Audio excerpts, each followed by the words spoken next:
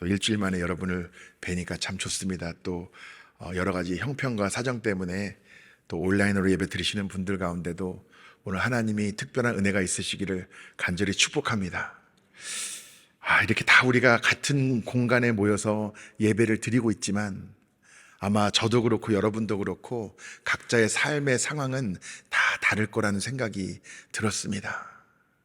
우리가 지금은 웃고 서로 인사하고 또 예배드리지만 여전히 여러분의 삶 가운데는 다 치유되지 않은 아픔, 또 해결되지 않은 문제, 또 내 문제일 때는 덜 힘든데 그것이 내가 사랑하는 자녀나 또 가족의 문제일 때는 더 무거운 무게로 나를 짓누르는 그런 경험을 하고 계신 분들도 계실지 모르겠습니다.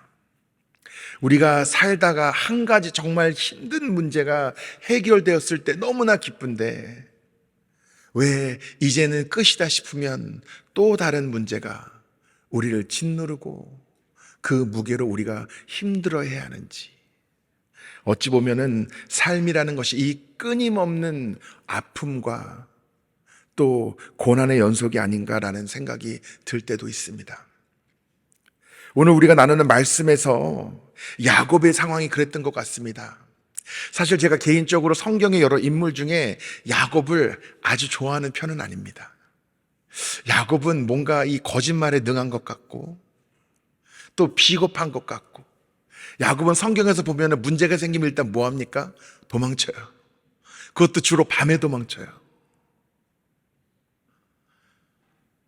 당당한 사람이라면은 자기가 잘못했으면 인정도 할 줄 알고 사과도 할 줄 알고 또 만나서 해결할 줄도 알고 그래야 되는데, 자신이 장자로 태어나지 못한 그 서러움을 해결하는 그의 방법은 뭐였습니까?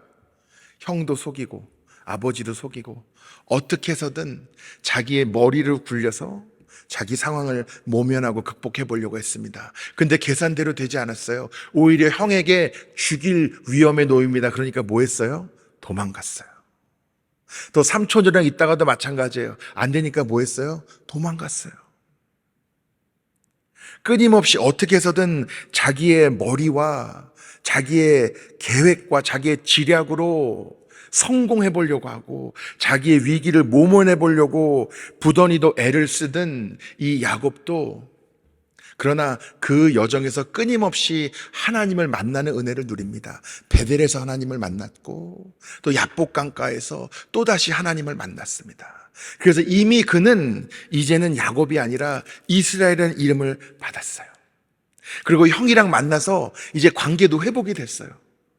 이제 드디어 그 파란만장하던 야곱의 인생도 이제는 남은 여생 편안하게 보내는가 보다 라고 생각할 때 이 34장에 또 다른 일이 일어납니다. 이 야곱에게는 디나라는 딸이 있었는데 히위 족속 하몰의 아들 세겜이란 사람이 이 디나를 보고 성경에 보면 반했다고요. 그러나 반했으면은 그냥 좋다고 표현을 했으면 됐을 텐데 제가 입에 담기도 뭐한 아주 몹쓸 짓을 이 디나에게 해버립니다.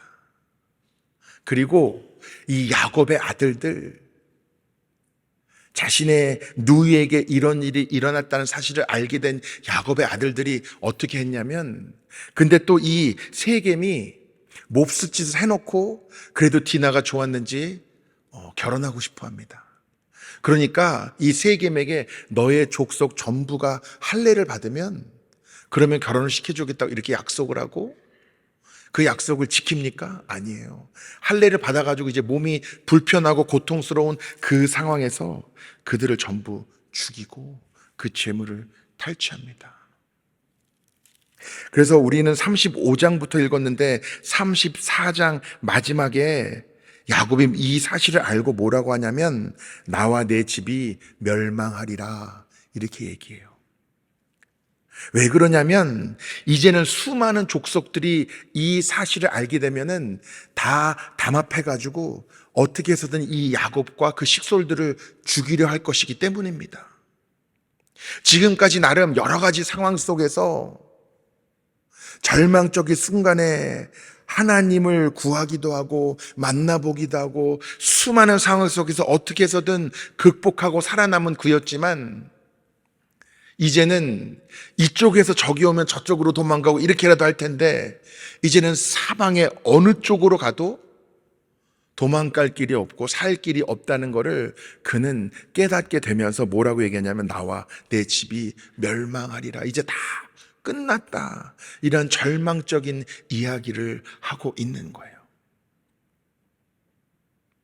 그 상황 가운데서 35장 처음에 하나님이 이 야곱에게 말씀하시는 겁니다.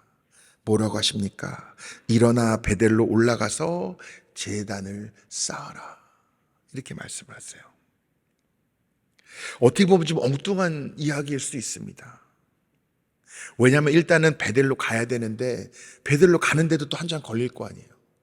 그 가는 과정에도 자신들을 죽이려는 적을 만날 수 있는 아주 심각한 상황이에요. 그러니까 어디로 함부로 돌아다녀도 안 되는 그런 상황입니다. 근데 베델로 가서 제단을 쌓아라.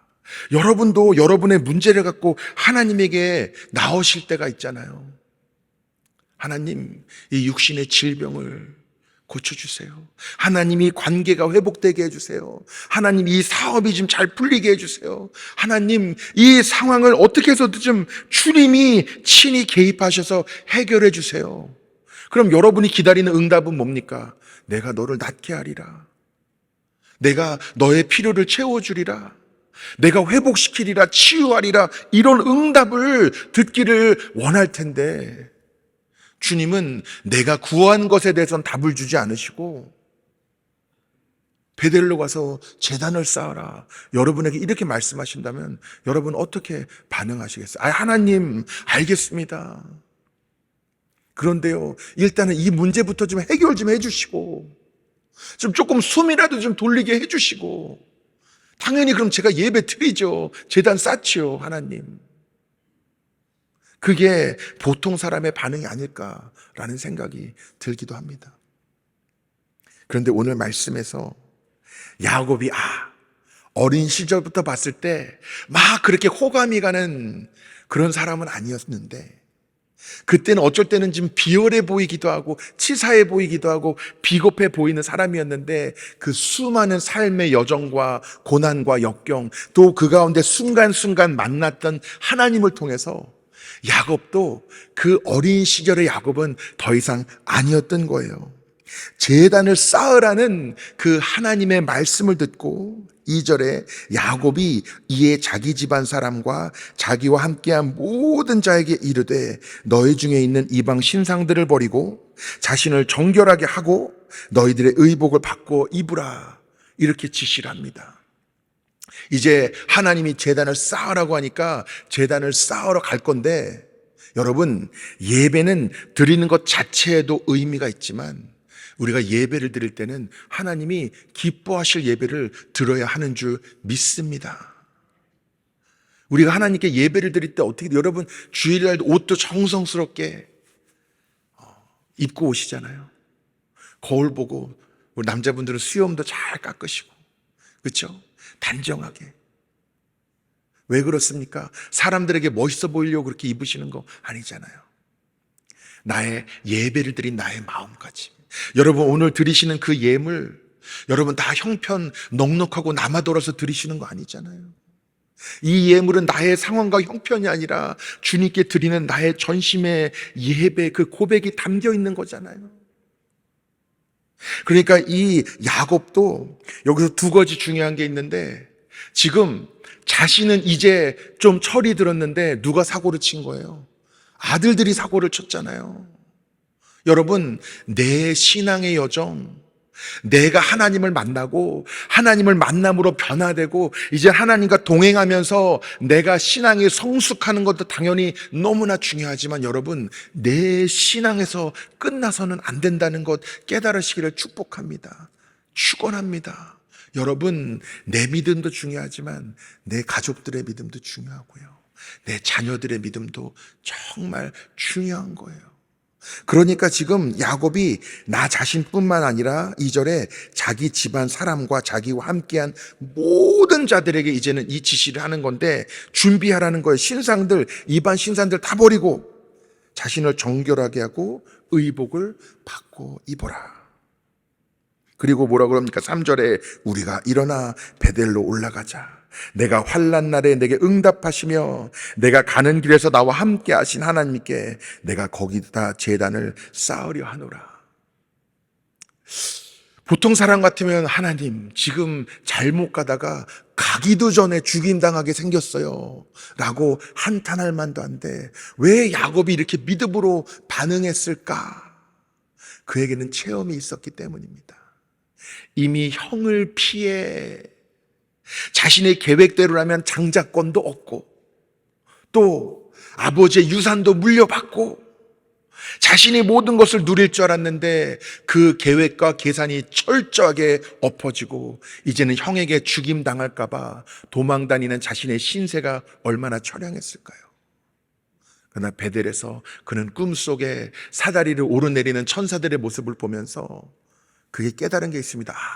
지금까지 태어나서부터 나는 항상 혼자인 줄 알았는데, 내가 어떻게 해서든 정신 바짝 차리고 내가 헤쳐나가지 않으면은 나의 삶에는 아무런 소망이 없는 줄 알았는데, 이제 보니까 늘 하나님이 나와 함께 계셨구나.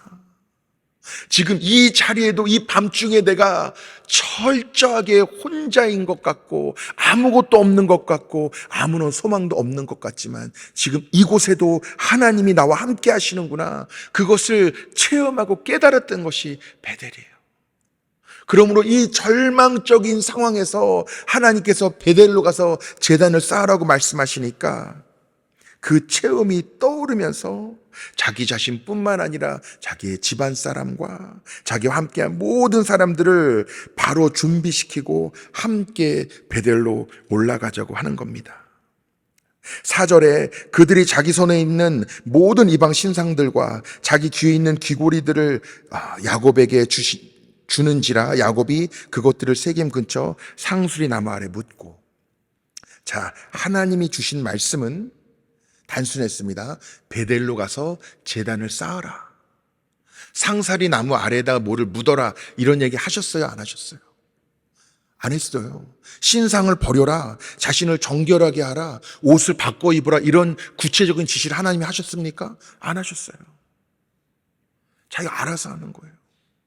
모든 신상을 다 상수리 나무 아래 버리고, 그러니까 이 신상들, 우상도 얼마나 귀한 것들이에요. 또 귀걸이들, 여자분들 자신 귀걸이 빼앗기고 그 묻히는 거 보면서 그 마음들이 어떠셨을까? 잘 받았다가 있다 몰래 다시 파볼까? 이런 생각했을 수도 있죠. 마음이 아쉬웠을 겁니다. 그러나 야곱은 단호했어요.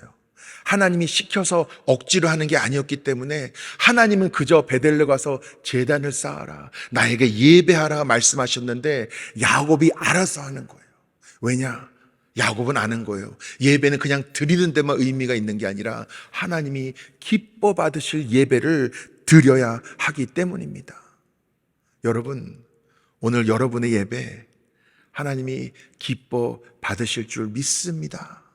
왜 그렇습니까? 형식적인 예배, 그냥 날마다 드렸으니까 오늘도 또 드리는 예배, 내 마음은 콩밭에 가 있는데 몸만 여기 앉아 있는 그런 예배가 아니라 준비의 과정부터 나의 마음가짐부터 나의 옷차림까지 하나님이 아닌데 섬기던 사랑하는 모든 것들은 철저하게 버리고 나무 아래 묻어버리고 정결함으로 주 앞에 나온 여러분의 예배이기 때문에 하나님이 기뻐 받으시는 줄 믿습니다. 왜 이렇게 엉뚱하게 하나님은 당장 눈앞에 문제는 해결해 주지 않으시고 예배하라고 하시는가? 이제 5절부터 힌트가 나와요.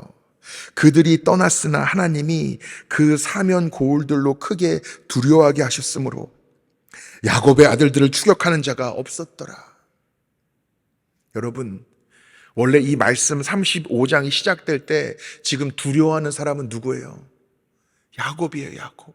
34절 마지막에 나와 내 집이 멸망하리라, 아주 절망적인 상황에 야곱은 있었고, 그도 사실은 자기가 인생 살 만큼 살았고 경험도 해볼 만큼 해봤는데 이 상황은 자기가 어떻게 머리 굴려서 빠져나갈 수 있는 상황이 아니라는 걸 그는 판단한 거예요.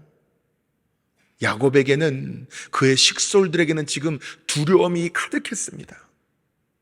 그런데요, 하나님을 예배하기 위해서 준비하고 이제는 하나님에게 제단을 쌓고 예배 드리기로 마음 먹은 그 순간, 야곱이 두려워하던 그 존재들이 이제는 두려움에 떨더라는 겁니다. 여러분, 이게 얼마나 놀라운 일입니까? 우리의 예배가 회복되고 우리가 예배 자리를 찾아 나가는 그 순간부터 나를 두렵게 하던 그 존재들이 이제는 두려워 떠는 거예요. 여러분, 뭐가 두려우십니까? 악한 권세가 두려우십니까? 병마가 두려우십니까? 실패가 두려우십니까? 뭐가 두려우세요? 어떤 두려움으로 여러분 잠을 설치십니까? 여러분, 예배, 나의 마음의 중심이 회복되고 예배의 자리를 향해 나가는 그 순간부터 나를 두렵게 하는 그 존재들이 두려워 떠는 줄 믿으시기 바랍니다. 그러므로 이젠 내가 두려워하는 것이 아니라 나를 두렵게 하던 그 존재가 두려워 떨게 된다는 거예요. 왜 하나님이 예배 자리로 나오게 하느냐? 주님이 친히 나의 삶 가운데 임재하시고 역사하기를 원하시는데 나의 예배가 무너져 있으므로 그렇게 할 수 없으신 주님의 그 안타까운 마음을 오히려 저와 여러분이 몰라주는 것은 아닌지, 그런 생각이 들었습니다. 저도 살다 보면은 두려울 때가 있습니다. 때로는 그 두려움의 대상이 사람일 때도 있어요. 어쩔 때는 성도님들이 두렵습니다. 그런데 여러분, 우리의 예배가 회복되면은,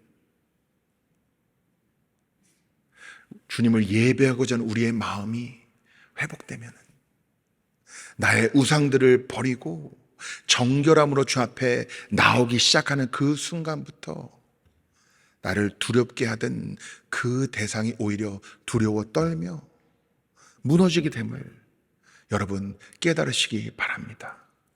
나를 두려워하는 게 아니에요. 누구를 두려워하는 겁니까? 하나님을 두려워하는 거예요. 하나님이 두려워하게 하시는 거예요.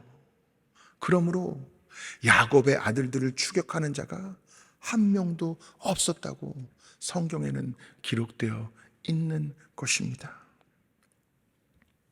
야곱과 6절에 그와 함께한 모든 사람이 가나안 땅 루스 곧 베델에 이르고 드디어 도착합니다.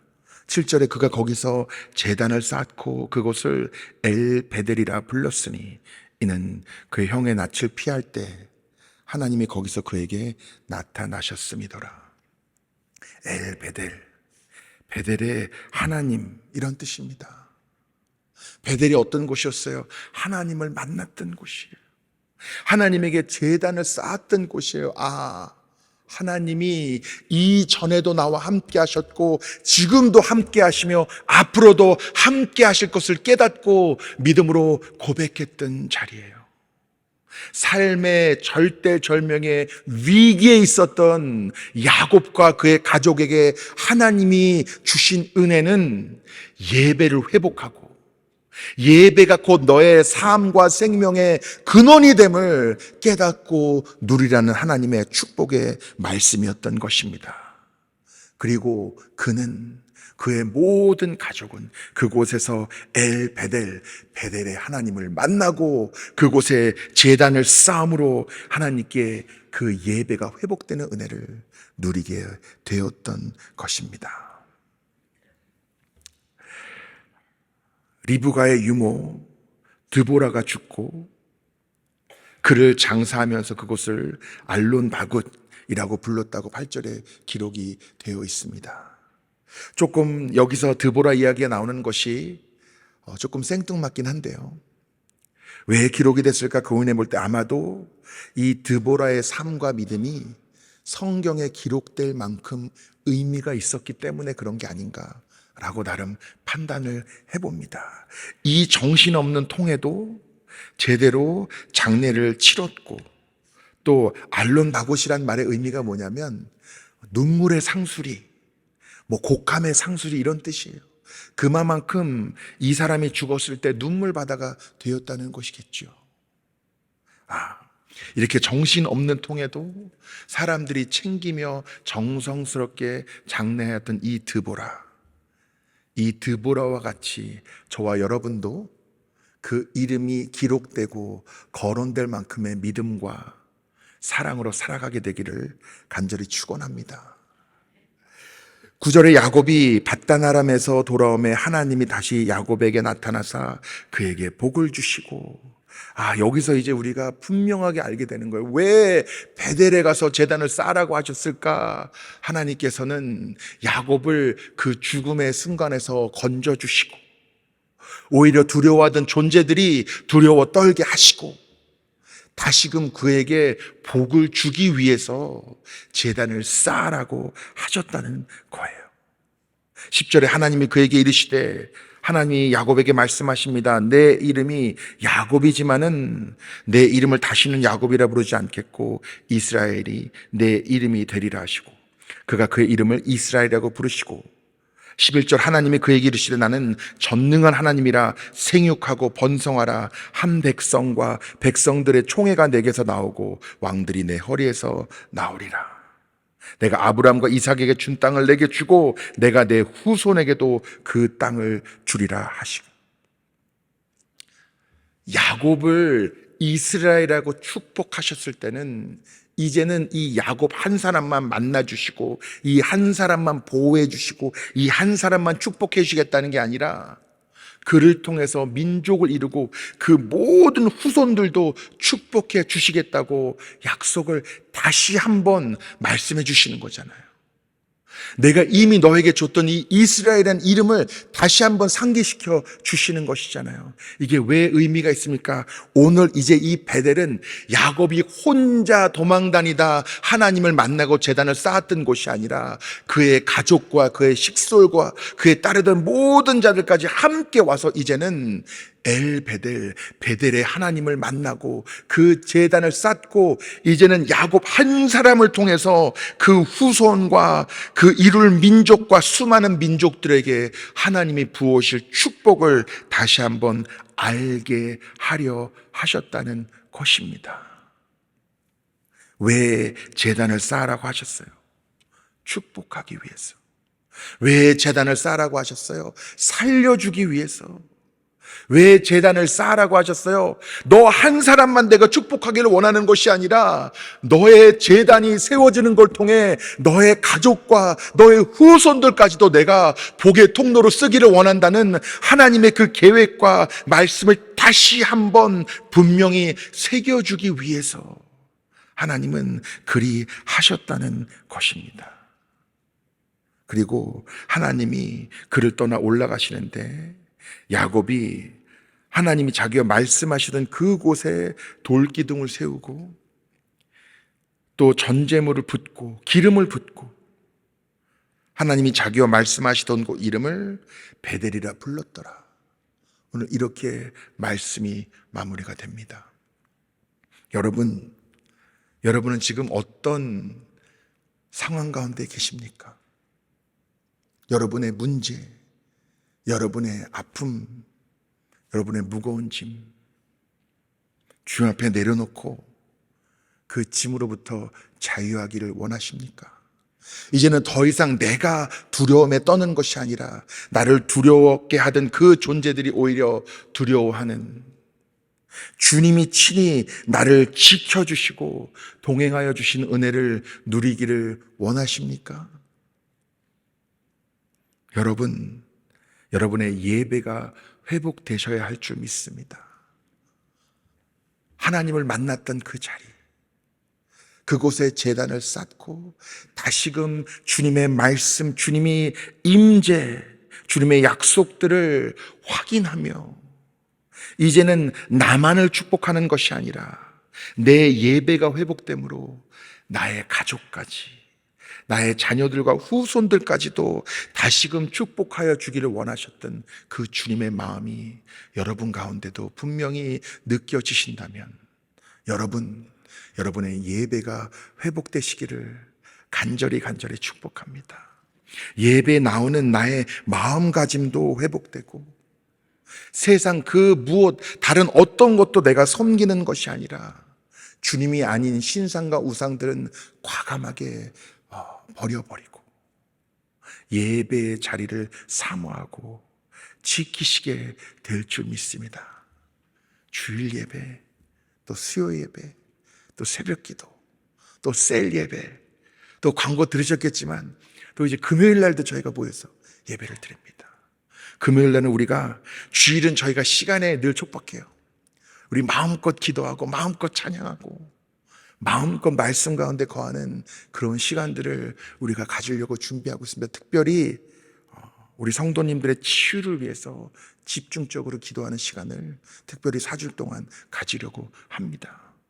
여러분, 예배의 자리를 사모하시고, 여러분 혹시 조금이라도 여러분의 제단이 무너져 있으시다면 그 제단을 다시 쌓고 베델의 하나님, 그 예배의 자리에서 나를 만나주시는 하나님의 은혜를 여러분이 온전히 누리실 때 남은 모든 문제들은 하나님이 능히 해결해 주실 뿐만 아니라 이제는 내 대에서 나 한 사람에서 끝나는 믿음과 축복이 아니라 대대손손 하나님이 기뻐 받으실 거룩한 예배와 주님이 부으실 놀라운 축복과 행하실 놀라운 이적과 은혜들이 누려지는 역사가 나타나게 될 줄 믿습니다.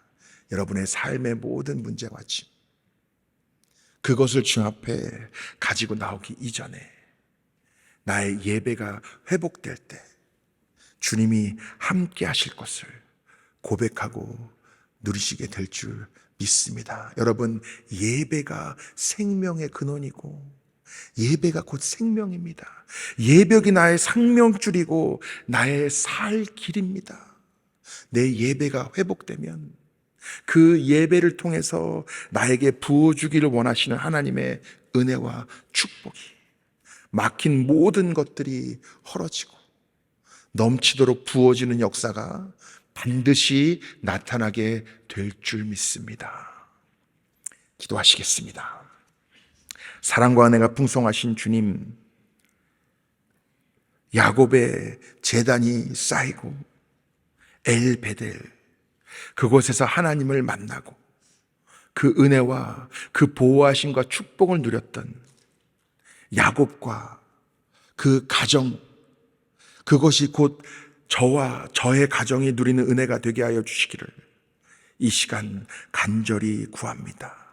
모든 신상을 버리고 정결하게 새 옷을 입고 주 앞에 나아가 전심의 예배를 올려드릴 때 주님은 임재하여 주시고 나를 소생시키시며 주님의 말씀과 뜻을 나를 통해 이루어 주심을 누리게 하실 줄 믿습니다.